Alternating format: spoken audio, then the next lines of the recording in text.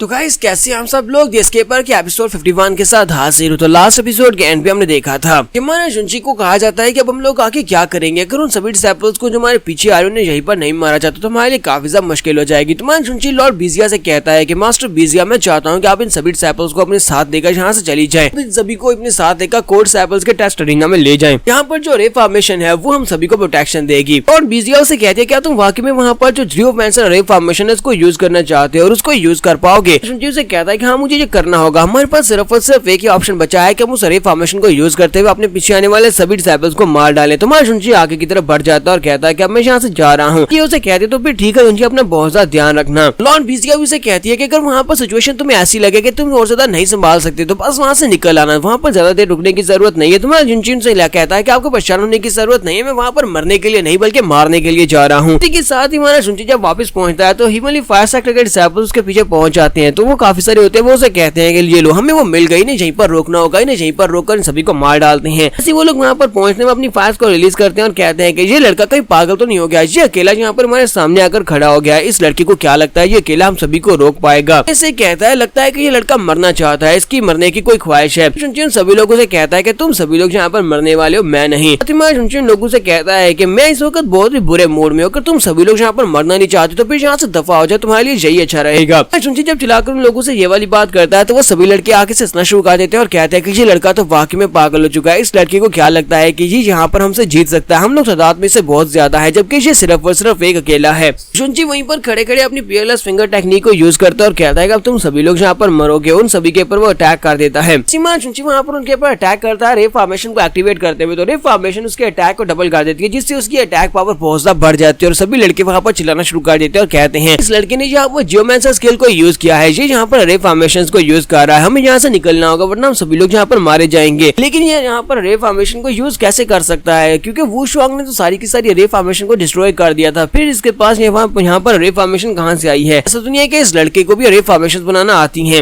उन लोगों से कहता है कि अभी तो बस यहाँ पर शुरुआत है, वो उन सभी को मार देता है, वहाँ पर जितने लड़के होते हैं वो सारे के सारे जलकर मर जाते हैं। शुंची कहता है कि अभी बाद में मैं बहुत ही जल्दी जब स्ट्रॉन्ग बन जाऊंगा तो बाद में तुम्हारे हिमालय फायर सेक्टर में जरूर आऊंगा और तुम्हारे हिमालय फायर सेक्टर को यहाँ पर खून का बदला खून से चुकाना होगा, सभी एल्डर्स को मरना होगा। वहाँ पर जो लड़के चल रहे होते हैं उनमें से एक कहता है मुझे लगता है कि हिमालय फायर सेक्टर के लिए सबसे बड़ी रुकावट यही लड़का बनेगा, हमारे 9 राम्स के ऊपर कब्जा करने का ख्वाब ही रहने वाला है, लड़का कभी भी ऐसा नहीं होने देगा। किस्मत तो बहुत ज्यादा बुरी थी जो आप लोग जहाँ पर आए इसका पीछा करते हुए, जहाँ पर इसके हाथ से मारे गए। में शेल्टर का दिखाया जाता है जहाँ पर हमारे शुंची के दोस्त जो होते हैं वो शेल्टर ले रहे होते हैं, वहाँ पर जो लोग जख्मी होते हैं वो उन सभी लोगों को वहाँ पर हील कर रहे होते हैं। तुम्हारा शुंची भी वहाँ पर झाड़ियों के अंदर से बाहर निकलता है और उनसे कहता है कि मैं वापस आ गया। शिंजी भागती हुई आगे बढ़ती है, उसका हाथ पकड़ती है और उसे कहती है कि शुंची क्या तुम ठीक हो? तो तुम्हें कुछ चोट तो नहीं लगी? शुंची उसे कहता है मैं बिल्कुल ठीक हूँ, तुम्हें परेशान होने की जरूरत नहीं है, मैंने सभी के सभी दुश्मन को मार दिया, फिलहाल के लिए हम लोग यहाँ पर सेफ हैं। तो वो सभी लड़के काफी बुरी हालत में होते हैं, यानी जख्मी होते हैं और वो लोग कहते हैं क्या वाकई में हम लोग यहाँ पर सेफ हैं? उनमें से कहता है तो शुक्र है, फिर मैं यहाँ पर थोड़ी देर के लिए सो सकता हूँ। तीसरा कहता है कि अब हम लोग क्या करेंगे, हमारा सेक्टर डिस्ट्रॉय हो चुका है, हम लोग ना घर वापस जा सकते हैं ना ही यहाँ पर सेक्टर में वापस जा सकते हैं। तो बीजी आगे बढ़ती है, जुंची से पूछते हैं जुंची बाहर के हालात बताओ, वहाँ पर क्या हो रहा है? मीटोराइट सेक्टर और हिमालय फायर सेक्टर उन दोनों का क्या बना और वो दोनों क्या वहाँ पर सारे के सारे सेक्टर को डिस्ट्रॉय कर दिया? क्या हमारे कुछ डिसेबल्स बच पाए या नहीं? हमारे पैट्रियार्च के बारे में क्या तुम्हें उन सभी के बारे में कुछ खबर है?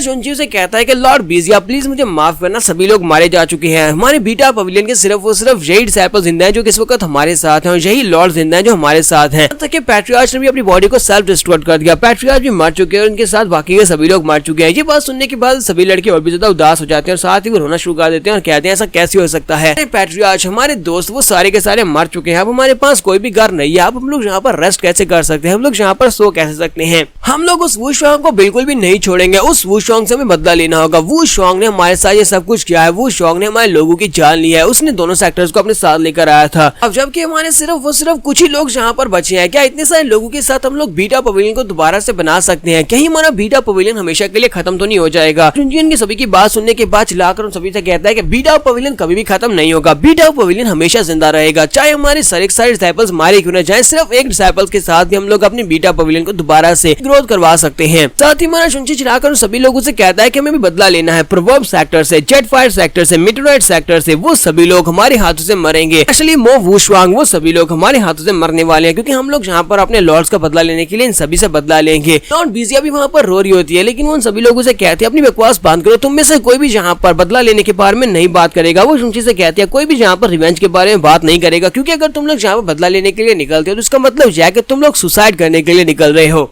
जबकि हमारा शुंची लॉर्ड बीजिया से कहता है कि मास्टर बीजिया, आपके पास जो रिंग है ये पैट्रियार्च ने आपको दी थी, मरने से पहले पैट्रियार्च ने ये रिंग आपको दे दी थी, इसी वजह से ये रिंग के अंदर बहुत सारा खजाना पड़ा हुआ है हमारे बीटा पवेलियन का। तो मैं चाहता हूँ कि आप ये रिंग मुझे दे दें, क्योंकि इसके अंदर जो रिसोर्सेज है मैं उनको यूज करते हुए अपना बदला ले सकता हूँ। तो लॉर्ड बीजिया उसे कहती है, नहीं, मैं तुम्हें ये रिंग बिल्कुल भी नहीं दूंगी, मैं तुम्हें किसी भी सुसाइडल मिशन के ऊपर नहीं भेजने वाली। तुम यहाँ पर अपने आप को मरवाना चाहते हो और मैं ऐसा बिल्कुल भी नहीं चाहती। तो मैं शुंची से कहता, चाहे कुछ भी हो जाए, चाहे आप कितनी ही ट्राई क्यों ना कर ले मुझे यहाँ पर रोकने की, लेकिन मैं बिल्कुल भी नहीं रुकने वाला। सभी लोग मरने वाले हैं। अगर तुम मुझे यहाँ पर रिंग नहीं देती तभी वो सभी लोग मरने वाले हैं, क्योंकि मैं जाकर अकेले ही कल्टीवेट करूंगा और अपने आप को इतना स्ट्रॉन्ग बनाऊंगा कि जाकर उन सभी लोगों को मार डालूं। एक डिसाइपल चलाकर उसे कहता है कि शुंची प्लीज मत जाओ, तुम अकेले उनका सामना नहीं कर सकते, वो लोग बहुत ज्यादा पावरफुल हैं, अकेले तुम वहाँ पर क्या कर पाओगे, हमारे पैट्रियार्च उनके सामने नहीं टिक पाए, यहाँ पर अपनी लाइफ को इस तरह वेस्ट नहीं कर सकते। इसी के साथ ही लॉर्ड बीजिया अपनी रिंग उतारते हैं और कहते हैं, अच्छा ठीक है लड़के, तुम बहुत ज्यादा स्टबर्न हो, जबकि तुम यहाँ पर जा ही रहे हो तो फिर ठीक है, तुम इस रिंग को अपने साथ ले जाओ, ये तुम्हारे काम आएगी। क्या तुम्हें वाकई में बताया कि तुम यहाँ पर कर क्या रहे हो? तो वहाँ शुंची कहता है, मुझे पता है कि मैं क्या कर रहा हूँ, और वो रिंग ले लेता है और कहता है कि अब मैं यहाँ पर बदला लेने के लिए जा रहा हूँ।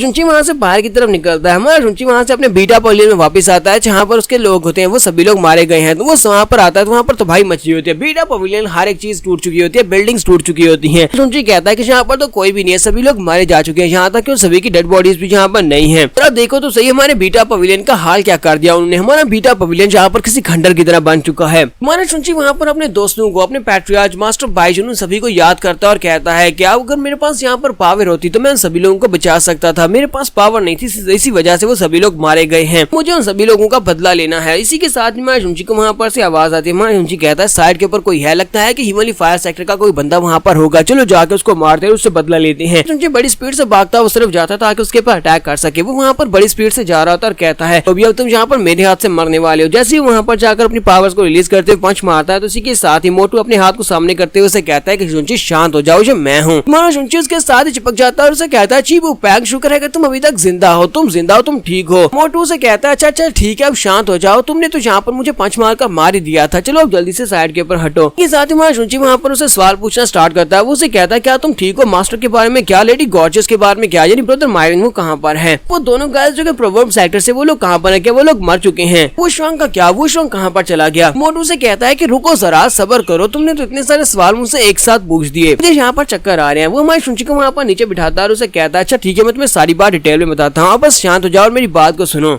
तो यहाँ पर हम लोग अपनी एपिसोड 51 का एंड करेंगे। तो नेक्स्ट एपिसोड में देखेंगे क्या हमारा शुंची वाकई में यहाँ पर इन लोगों से बदला ले पाएगा, हिमालय फायर सेक्टर के एल्डर को मार पाएगा, उनके पैट्रियार्च को मारकर एल्डर्स की मौत का बदला ले पाएगा या नहीं, ये हम लोग नेक्स्ट एपिसोड में देखने वाले हैं। तो एपिसोड की एक्सप्लेनेशन अच्छी लगी हो तो कमेंट करके जरूर बताइएगा। चैनल को सब्सक्राइब कर दे, वीडियो को लाइक और शेयर कर दे। शुक्रिया।